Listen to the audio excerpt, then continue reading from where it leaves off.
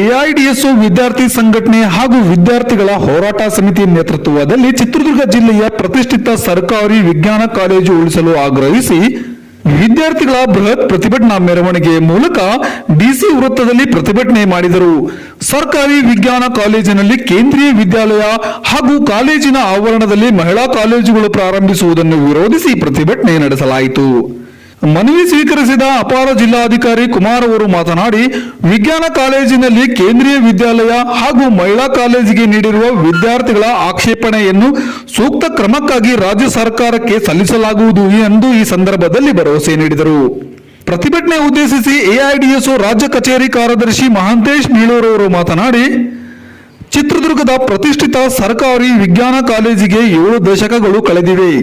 1700ಕ್ಕೂ ಅಧಿಕ ವಿದ್ಯಾರ್ಥಿಗಳು ಕಾಲೇಜಿನಲ್ಲಿ ವ್ಯಾಸಂಗ ಮಾಡುತ್ತಿದ್ದಾರೆ. ಸಮರ್ಪಕ ಕೊಠಡಿ, ಸಿಬ್ಬಂದಿ ಹಾಗೂ ಪ್ರಯೋಗಾಲಯಗಳ ಕೊರತೆಯಿಂದಾಗಿ ಈಗಾಗಲೇ 2 ಪಾಳಿಯಲ್ಲಿ ಕಾಲೇಜನ್ನು ನಡೆಸಲಾಗುತ್ತಿದೆ. ದ್ವಿತೀಯ ಹಾಗೂ ಅಂತಿಮ ವರ್ಷದ ತರಗತಿಗಳನ್ನು ಬೆಳಗ್ಗೆ ನಡೆಸಲಾಗುತ್ತಿದೆ. ಪ್ರಥಮ ವರ್ಷದ ತರಗತಿಗಳನ್ನು ಮಧ್ಯಾಹ್ನ ನಡೆಸಲಾಗುತ್ತಿದೆ. ಇಂಥ ಪರಿಸ್ಥಿತಿಯಲ್ಲಿ ವಿಜ್ಞಾನ ಕಾಲೇಜಿನ ನೆಲಮಾಡಿಯ ಕೊಠಡಿಗಳನ್ನು ಕೇಂದ್ರೀಯ ವಿದ್ಯಾಲಯಕ್ಕೆ ನೀಡಲಾಗಿದೆ. ಕಾಲೇಜಿನ ವಿದ್ಯಾರ್ಥಿಗಳಿಗೆ ಕೊಠಡಿ ಅಷ್ಟೇ ಅಲ್ಲದೆ ನೆಲಮಾಡಿಯಲ್ಲಿ ಶೌಚಾಲಯ ಕೂಡ ಬಳಕೆಗೆ ದೊರೆಯುವುದರಿಂದ ವಿದ್ಯಾರ್ಥಿನಿಗೆ ತೊಂದರೆ ಉಂಟಾಗುತ್ತದೆ. ಶಾಲಾ ಮಕ್ಕಳ ಪ್ರವೇಶದಿಂದಾಗಿ ಕಾಲೇಜಿನ ಮುಕ್ತ ವಾತಾವರಣಕ್ಕೆ ತೊಂದರೆ ಉಂಟಾಗುತ್ತದೆ. ಶಾಲಾ ಮಕ್ಕಳ ಬೆಳವಣಿಗೆ ದೃಷ್ಟಿಯಿಂದ ಕೂಡ ಕಾಲೇಜಿನ ವಾತಾವರಣ ಮೇಳೈಸುವುದಿಲ್ಲ. ಸರ್ಕಾರಿ ಮಹಿಳಾ ಪದವಿ ಕಾಲೇಜಿಗೆ ಕೂಡ ವಿಜ್ಞಾನ ಕಾಲೇಜಿನ ಆವರಣದಲ್ಲಿಯೇ ಸ್ಥಳ ಮಂಜೂರು ಮಾಡುತ್ತಿರುವುದಾಗಿ ತಿಳಿದು ಬಂದಿದೆ. ಸಾವಿರಾರು ವಿದ್ಯಾರ್ಥಿಗಳು ವ್ಯಾಸಂಗ ನಡೆಸುತ್ತಿರುವ ವಿಜ್ಞಾನ ಕಾಲೇಜಿಗೆ ವಿಶಾಲ ಆವರಣವು ಅವಶ್ಯಕ.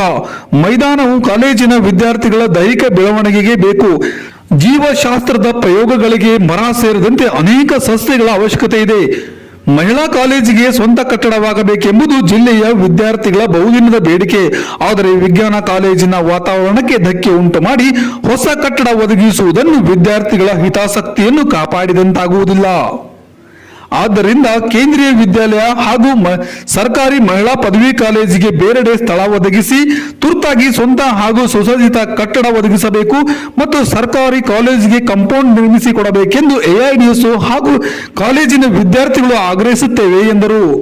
ತ್ವರಿತಗತಿಯಲ್ಲಿ ಸ್ಪಂದಿಸಿ ಸಮಸ್ಯೆ ಬಗೆಹರಿಸದಿದ್ದಲ್ಲಿ ಮುಂದಿನ ದಿನಗಳಲ್ಲಿ ದೊಡ್ಡ ಮಟ್ಟದ ಹೋರಾಟಕ್ಕೆ ಮುಂದಾಗುತ್ತೇವೆ ಎಂದು ಎಐಡಿಎಸ್ಒ ರಾಜ್ಯ ಕಚೇರಿ ಕಾರ್ಯದರ್ಶಿ ಮಹಾಂತೇಶ್ ಬೀಳೂರವರು ಈ ಸಂದರ್ಭದಲ್ಲಿ ಎಚ್ಚರಿಕೆ ನೀಡಿದರು. ಪ್ರತಿಭಟನೆಯ ಅಧ್ಯಕ್ಷತೆಯನ್ನು ಎಐಡಿಎಸ್ಒ ಜಿಲ್ಲಾ ಸಂಚಾಲಕರಾದ ಕೆ ಈರಣ್ಣ ವಹಿಸಿದರು. ಈ ಸಂದರ್ಭದಲ್ಲಿ ಕಾಲೇಜು ಸಮಿತಿ ಸದಸ್ಯರು ಭಾವನಾ, ದಿವ್ಯಾ, ಸ್ವಪ್ನ, ದರ್ಶನ್, ದೇವೇಗೌಡ, ಮನು, ನಿತೀಶ್, ರಂಗಸ್ವಾಮಿ ಸೇರಿದಂತೆ ಕಾಲೇಜಿನ 100 ವಿದ್ಯಾರ್ಥಿಗಳು ಈ ಸಂದರ್ಭದಲ್ಲಿ ಉಪಸ್ಥಿತರಿದ್ದರು.